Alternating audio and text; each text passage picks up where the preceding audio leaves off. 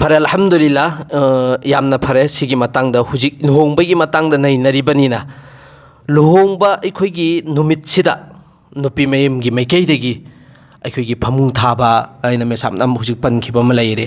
सिगी मतंगसिसु पूरा लाजमी नेना खन्नरमे जरूरीनी थादबा सुक्या यादरे सि कराइ फोबो मेसाब चुम्बगी हद कुरानदा हदीसता कराइ करी लाकपनो हाइबदो आई सामुकसु खंगद्रिबा चनमने हानदगी तौरा लाइमिना असेंबरा चुम्बरा हानगी अलिम उलमा सिंजिना थिंगबा नत्र हुजिकसु जोर पीबा नोई करी फम थाबा फमुंग थाबगी सिस्टम सिगिसि नोई तौगनु हाइबे इंग सिफोबो ताद्रिबा सिगिसि कुरान हदीसता कराइ फोबो चुम्बनु हाइबगी अम्मा अनि सोबमना मेसाब अखोइगी नोंगालाबा मतुंगदुदा पोत काइबिना लाइसि सिगा आई चममनरा लैरिबा सिसिबु अचुम्बरा असेंबरा नत्रगना कुरान हदीसता जायस ओइबगीरा नत्रगना उलमाई केराम सिंजिना थिंगद्रिसि यायेना हाइबगीरा सिगी मतंगसिदा हाइफेतम खाने चुम्ब वफमने हौजी लुहोंब नुमितसिदा नुपी मयमना नुपा मयमदा अंगंब पोटचे खरा खुदोल ओइना पीरे खुदोल ओइना पीरिबा पोट असिगिसिदा अखोइगी नुपी मयमगी मीसिंगना मचिन मनाउसिंगना हाइरिबा नुपा अमदि नुपी बोर काइना अनिसिगी हिफमसि थारमदबा यादे हाइबगी मतागुम मखोइगी मीसिंगना फमुंग थागदमने तोंगाना फमुंग पोटलोइ पुरकलगा मसिबु थादन लैबा थाद्रिंगेदा अखोइदि हल्लोइ हाइना अकनबना नत्रगना अखोइगी वाजिबकी थाकता पुखतलगा मसिगी थबक तौरिबसे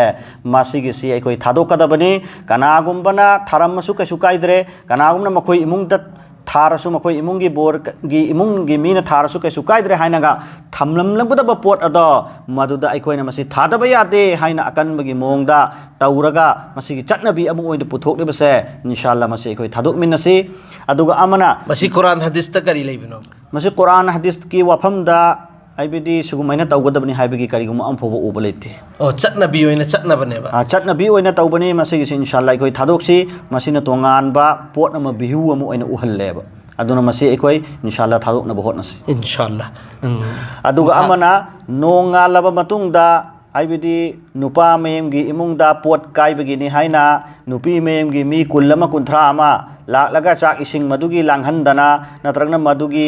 पोट चै कायरब मतुंगदा हनखिबगी महोइगी गाड़ी वाइरगा लाकपदुगी पैसा अदुकपी ओइना हाइरे मदुगी खतना चाइनबसु मयाम थोकले मसिगुम्बा फत्तबगी चटनबी हाइनबी इमुंग मनुंगदा पोटलुम ओइगदबा थबक थोरमसे इंशाअल्लाह अखोइ थादोक्सि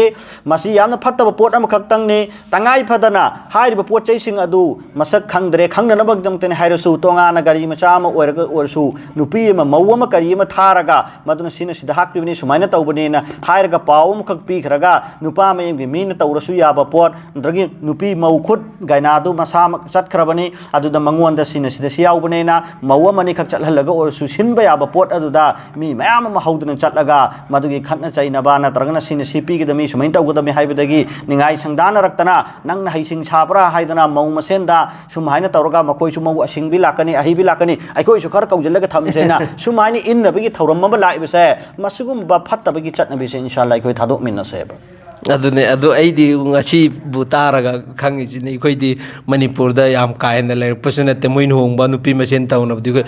adu khatna bu chaina ba yorok baine ba mapan thoga ise aduna masak khangna ngai gi ne amani chatlaga adum chabagi ne chunattaba amagi ne chunattaba adu tawbiram me loire sini takpiram loire adu mayam da hi asing mayam am khawjanna dana masida hi asing tanabagi system si khoi thadok nangai tau sebe inshallah fare alhamdulillah sida taseng namak kyone khoina khantharogi yengoragadi sida amal ibadat ki niyat tawjan bagi system che ma yaudaba male khoina nuhongbagi jitna be item tawnari sing sida chiloina mak fuzul dani basat khidori mohtaram dosto aduna अखंग अमगा नैनरगा इगी इसानु पिन होंगदौरे इसानु पानु होंगदौरे शरीरना करिले ऐना पिचगदौरिबा चाक मयाम खांगदौरिबा मयाम सिंसे करमैना सव फंगनगदगेना खन्नरगा नैनरगा तौसि को इंशाअल्लाह नतब तारगदि लोइनमक गुनानि गुनातने लोइन फुजुलदा लोइनमक फ्रीदनेबा चटखिदौरिसे सिदे अल्लाह ने हिफाजत तौबिसनो सिगी मखा तारकपदा क्वाइट इंपोर्टेंट ओइबा अमना मेसाब अखोइना खंगनिंगि सिना सिगी मखा तारकपदा ऐना अंगकपा मगा तारिसि कैना है कांदा जो कुरान द शरीत लैतब सिस्टम अमा हुजी सेरनी सिनागी मतंग से मेसाब सेरनी की मतंग सिदा हुजी कन्ना ꯆꯠꯅꯔꯛꯏꯁꯤ ꯑꯩꯈꯣꯏꯗ ꯏꯃꯥꯝ ꯑꯣꯏꯔ ꯂꯩꯕꯅꯤꯅ ꯑꯩꯈꯣꯏꯗ ꯐꯥꯎꯕ ꯗꯥꯏꯔꯦꯛ ꯁꯦꯡꯅ ꯍꯥꯏꯔꯛꯄ ꯃꯤꯁꯥꯞ ꯂꯨꯍꯣꯡꯉ ꯃꯇꯨꯡꯗ ꯑꯉꯥꯡꯒꯤ ꯆꯥꯛ ꯄꯤꯖꯕꯒꯤ ꯊꯥ 9 ꯁꯨꯕꯒꯤ ꯆꯥꯛ ꯄꯤꯖꯕꯒꯤꯅꯦꯅ ꯍꯥꯏꯔꯤꯕ ꯁꯤꯁꯇꯦꯝꯁꯦ ꯁꯤꯒꯤꯁꯤ ꯀꯨꯔꯥꯟ ꯍꯗꯤꯁꯇ ꯀꯔꯤ ꯂꯩꯕꯅꯣꯕ ꯃꯤꯁꯥꯞ ꯁꯤꯒꯤꯁꯤ ꯌꯥꯝꯅ ꯆꯠꯅꯕꯤꯅ ꯑꯗꯨꯏꯗꯨꯒ ꯑꯩꯅ ꯇꯥꯕꯗꯗꯤ ꯁꯨꯝ ꯅꯨꯄꯤ ꯃꯌꯨꯝꯗꯒꯤ ꯄꯣꯠ ꯆꯩ ꯄꯨꯔꯛꯄꯒꯤ ꯒꯥꯅ ꯑꯉꯛꯄ ꯋꯥꯈꯜꯂꯣꯟꯅꯦꯕ ꯁꯤꯒꯤꯁꯤ ꯁꯤ ꯃꯇꯥꯡꯗ ꯍꯥꯏꯐꯦꯠ ꯃꯤꯁꯥꯞ ꯃꯁꯤꯒꯤ ꯃꯇꯥꯡꯁꯤ ꯑꯜꯂꯥꯍꯅ ꯄꯤꯅꯗꯅ ꯑꯩꯅ ꯂꯥꯏꯔꯤꯛ ꯂꯣꯏꯔꯒ ꯊꯣꯔꯛꯄꯗꯒꯤ ꯉꯁꯤ ꯐꯥꯎꯕꯗ ꯑꯩ ꯁꯤꯒꯨꯝꯕꯒꯤ ꯊꯕꯛꯇ ꯌꯥꯎꯁꯤꯟꯗꯦ ꯑꯃꯗꯤ ꯑꯩꯒꯤꯗꯤ ꯊꯤꯡꯕꯇꯅꯤ ꯑꯜꯍꯝꯗꯨꯂꯤꯜlah ꯑꯩꯈꯣꯏꯒꯤ ꯏꯃꯨꯡ ꯃꯅꯨꯡꯗ ꯑꯃꯗꯤ ꯑꯩ ꯏꯁꯥꯒꯤ ꯅꯨꯄꯤ ꯑꯉꯥꯡ ꯊꯤꯗꯅ ꯍꯥꯏꯕꯗꯤ ꯑꯉꯥꯡ ꯌꯥꯎꯈ꯭ꯔꯤꯕꯁꯤꯡꯁꯤꯗ ꯑꯩꯒꯤ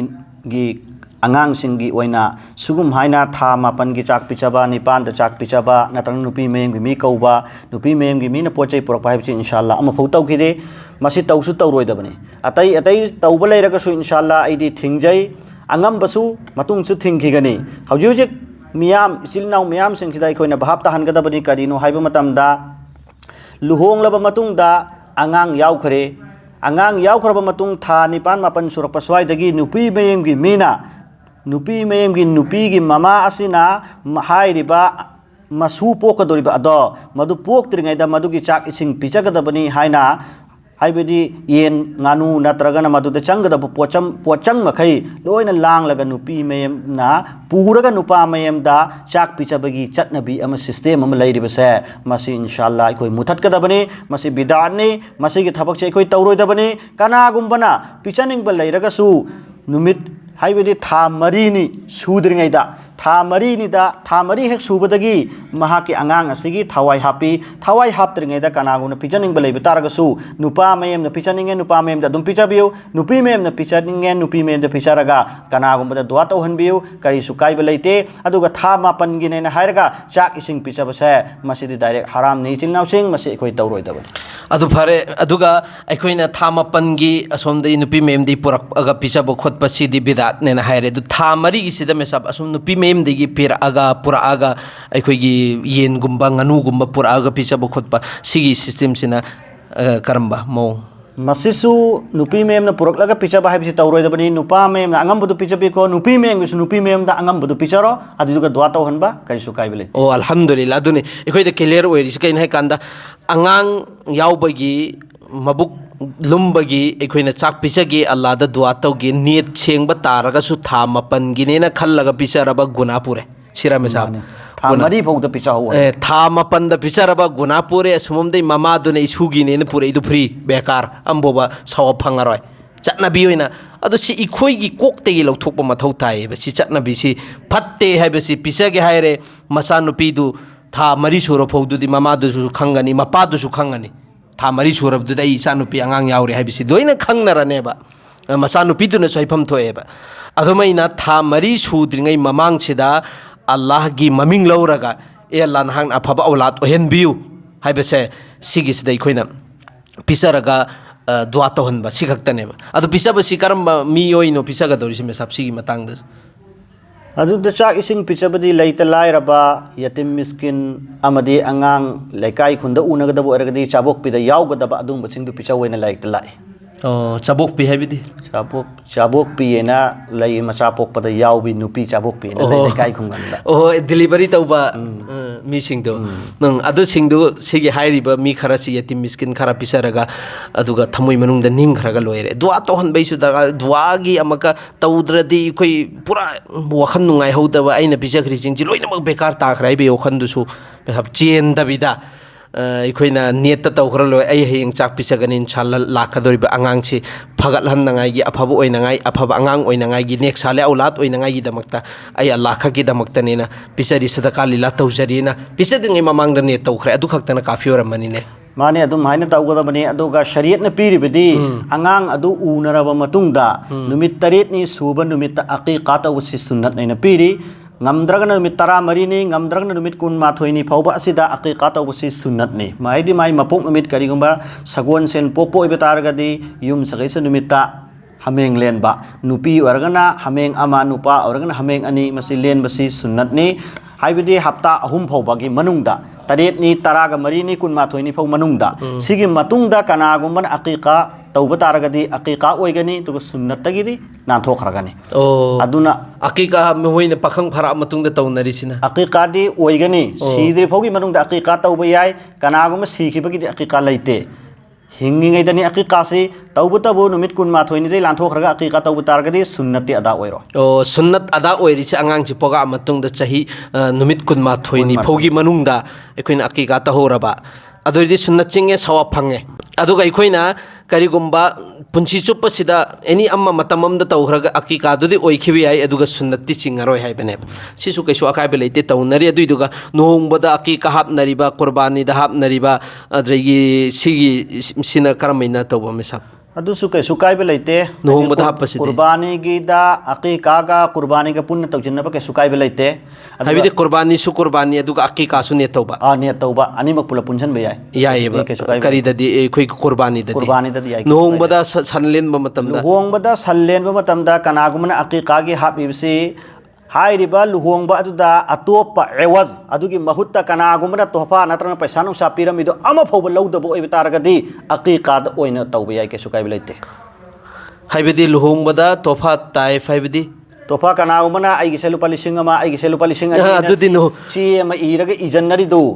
अदुदि मेसा अमफौदे याउद्रेने दुन होंगबा सिद मणिपुर दन होंगी सिंगसिदि अमफौदुगु अदुगी पोतु लहौबा तारगदी अकीका अमदि कुर्बानी गी एवजदा लुपा अमा फौ लौबा यादेब ओ लोइना अदुन अकीका याउबा यादेब लुहोंगबदा याउबा याय करम्बा लुहोंगबदा हाइरिबा अदुगी एवजदा चाक इसिंग पिचखरिबा मीसिंग अदुदगी लुपा अमा फौबा लहौदबा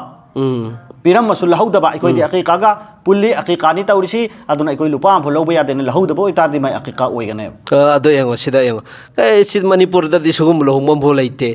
बोरगी मपासु लहौइ दे तुमिंदा सलाम तौरगा सलाम अलैकुम मैना दुम अदि बोरगी ममासु दुम मनुंग द पिनरिमि बोर मसादसु मयम मानब सिंगसिना अदुम पिनै पैसा पेरागा लहौदबा हाइसि करम मदे याउरबे लहोंगमदा कनाम तसु याउदे अदुना अकीका दो हापुरनु लहोंगमददि हाप के हाइरे थमुइ सेंगना हान एलान तौ लुपाम तो पुरकनु सिदा केमता अकीकानी चाद्रंगै ममांग एलान तहोरो अदुइ तारगदि ओइखिबसु याय नत्तब तारगदि मणिपुर द लहोंगिबा मोंगसिददि अकीका हापगी सिस्टम अम फोबा लैत्रे अदुगा बरहाल कुर्बानी दनि अल्हम्दुलिल्लाह अनि म कुर्बानी सु तौबा अदुगा अकीका सु फोबा फरे अल्हम्दुलिल्लाह सिदि तरेत अदो तरेत तुगी मनुंगदा अनि म अकीका ओइरबा समना मंगा amna कुर्बानी ओइरबा सुमाइन तौदना आइबिदि मंगा amna कुर्बानी ओइरबा अनि म अकीका ओइरबा सुमाइना अहुम ममना ओइबा मरी म अतोपो म ओइबा कुर्बानी दि ओइबा अकीका गी दि ओइबा अनि म पुनसिनबदा कैसु काइबे लेते अनि बुसन हाइबदि आई थक्ता आइसे कुर्बानी वाजिब ओइरे बे सबको आइसु सिदा क्लियर ओइबे वाने वाजिब ओइरे अदुगा आइना तौदरसु कुर्बानी अमख हिसाम खक्तने बे याउदरी हारिबे हिस्सा सिदा अकीका सु कुर्बानी सु पुनबे याब्रस यादे हिस्सा अमदा कुर्बानी ओइरे अमख अकीका ओइरे अमख ओ अदु सि क्लियर ओइरे सि आई सो सिगी से तसेंग नमकिन होइगी जेंद सु लेरमगन एगी जेंद लेबदुनि मे साप थांगौरि सि हाइबदि सियार तरेत सिदा सियार खरा मन अकीका गी ओहेलो सियार खरा मन कुर्बानी गी ओहेलो हाइब सिदी याइ सिनी अदुगा अनीम पुनबदु सिदसु अमका याद्रियब बे कुर्बानी सु पुंजनबा अकीका सु पुंजनबा हिसा अमखक्तना सियादे अदुना सिगी मसला सिसु क्लियर ओइरे अदुगा सुमै असुगुम्बा जो खंगनिंग बहंगनिंग बसिंगदु इंशाल्लाह दुम कमेंट हंगो अदुगा इखोइगी ग्रुप अमसु यावरिमी अदुगी ग्रुप तु दसु दुम हंगक पे इंशाल्लाह इखोइ खन्नारगा नैनारगा हाइजरके इंशाल्लाह अल्लाहना इखोइ द खंगनदबा मसला मसाइल कया में सबकी जरिया दे कि खंगइ बसे इंशाल्लाह मैं सबके दमकता दुआ तौसे अल्लाहना सुगुम लब दिन की थबुक असि मफम खुदिमकता मतम चुप्पदा अदुम तौबंगम तौफिक पिन बिबोइसनु अल्लाहना पुसिन सांगना थंबिसनु अल्लाहना रहमत बरकत चेलहन बिसनु खै पुनमक पुसु असुगुम लबा खुराफात मयाम दगी अल्लाहना हिफाजत तौबिबोइसनु।